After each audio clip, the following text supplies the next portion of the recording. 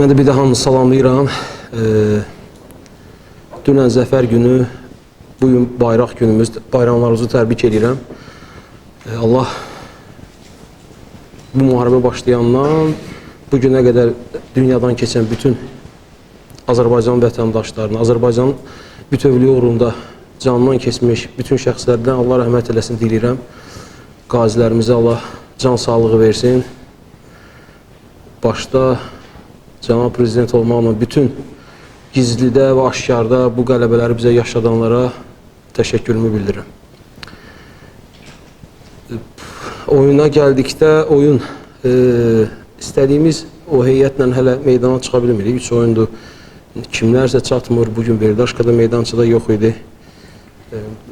Bütün oyunlar çətin keçir və nəyəsə eləmək istəyirik. Sadəcə o cüzi səhvlərdən meydançadan kənar dediyim səhvlər var ki, onları təkrarlayırıq və yenə də o istəmədiyim qolları buraxırıq, təəssüflər olsun. Amma inşallah ki, bunu o istədiyimiz formaya salacaq. Rəqibi də təbrik edirəm, qələbə münasibətilə.